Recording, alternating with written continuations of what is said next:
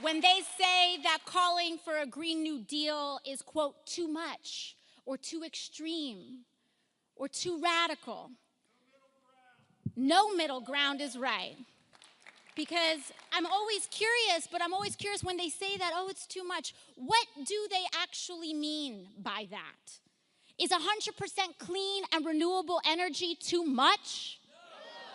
No. Is fighting for dignified jobs that pay people enough to live too much? No. Is proposing a solution on the scale of the climate crisis to solve it too much? No. No. But let me tell you what's too much for me. Here's what's too much for me.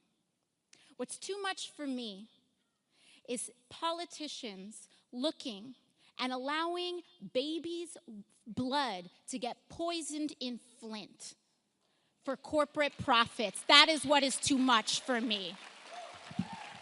What's too much for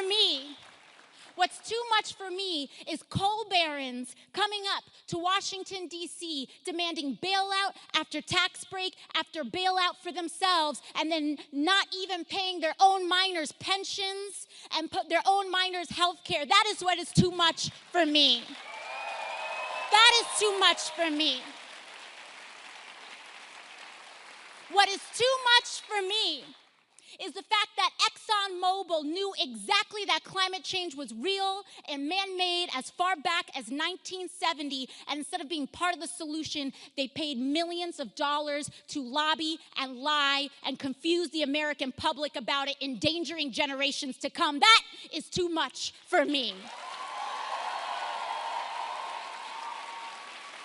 What is too much for me is the fact that in 1989, the year that I was born, the year that many of us were born, and in years after and right before, that politicians were first informed by NASA, that Congress was first notified by NASA that climate change was going to threaten my life and everyone here's life to come, and they did nothing. That is too much for me.